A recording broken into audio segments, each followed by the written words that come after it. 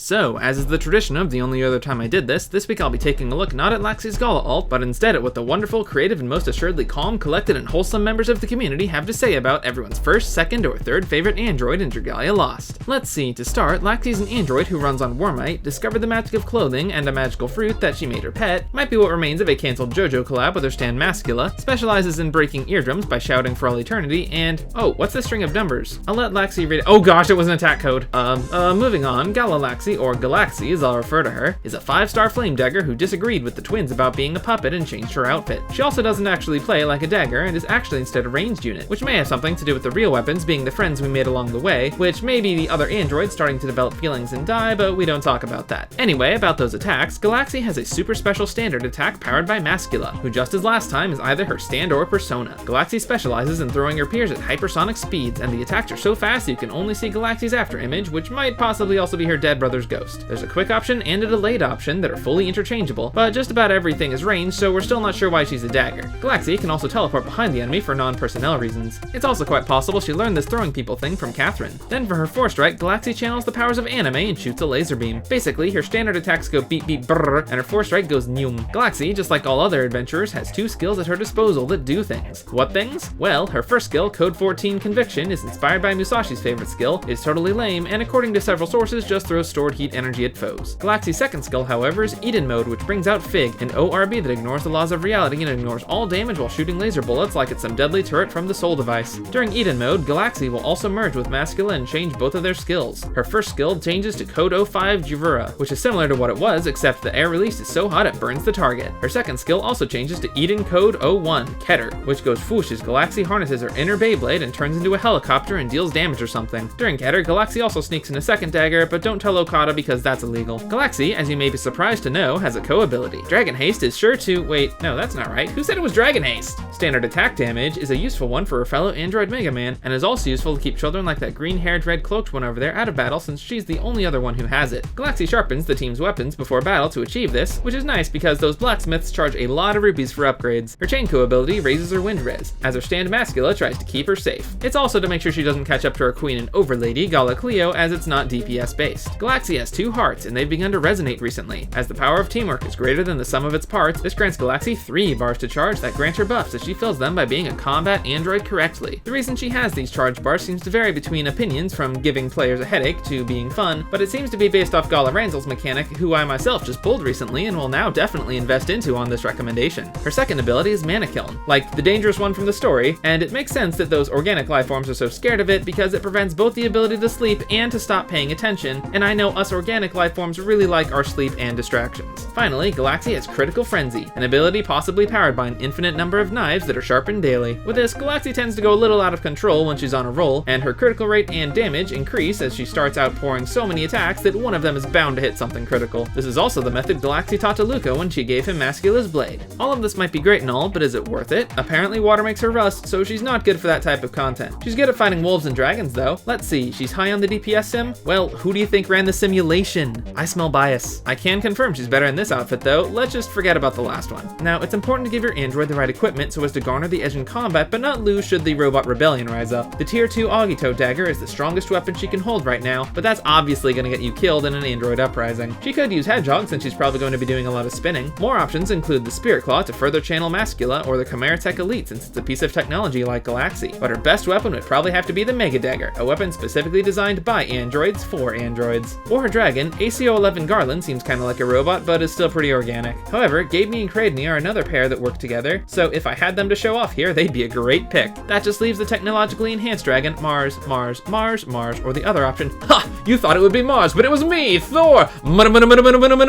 For Galaxi's Worm Prince, my research team found that one of the best picks was actually also one of the meta ones with twin-fold bonds, signifying both Galaxi's 2 hearts and her potential for pure destructive power. Aside from this, the Worm Prince selection is almost identical to the picks from last time, with options such as Flash and Heat for her heat-based attacks, United by One Vision for her unity with Mascula, Forbidden Relic as she's using a Mana Kiln, or proper maintenance so that she's always in optimal condition. Now for her shared skills, the largest majority of people selected Radiant Bond since Galaxi and specifically Mascula are friends with Luca. Others suggested Code 07 Combustion Slash so Galaxi can yell code a few more times, and it's her old skill designed for her. Then others still met in the middle and chose Shining Slash, a skill of Luca's that utilizes the blade. Other choices include Tactical Retreat as a logical combat option for a logical robot, or Tornado Bash so she can spin some more. The obstruction Destruction Armament is also a great piece of technology for a techie character, but sadly the shared cost is too high. Why is that? Because her second shared skill is Ancient Ray, which was probably known as Modern Ray in the time Galaxy was made when she learned it, and perfected the technique in the Modern Arrow when Cleo taught her a more advanced way to channel it using her Mana Kiln. It's basically just a different type of android laser beam. Now as far as teammates for Galaxy, pretty much all the same teammates from last time will work with Galaxy just as well. Luca is still Galaxy's best friend and plot device, so he can still be on the team. Lazary is also a must-have to keep Galaxy in tip-top shape on the battlefield. Mega Man is also an android, but aside from that, he and Galaxy don't have too much in common, and if he could talk, they wouldn't have much to talk about. And we're kinda out of team slots anyway, since this guy here keeps following Galaxy around and trying to disassemble her. He's either going to prevent the robot uprising or cause it, we can't tell yet. In summary, Galaxy is the predecessor to Pippi from Xenogear Bionicles. She's about as strong as a blue-haired anime protagonist, is a dagger wielder that doesn't play like one, and goes pew-pew and explodes and stuff. By hurling masculine at her enemies, she can deal a lot of damage both physically and emotionally. She uses the power of peace to end battles the proper way, with more violence. And as Dragalia's first stand user, the competition doesn't stand a chance. And as a final note, I'd like to extend my gratitude to this group of individuals for taking the time to fill out my survey and give me ideas for this how to play, especially considering none of them misspelled Fubuki's name.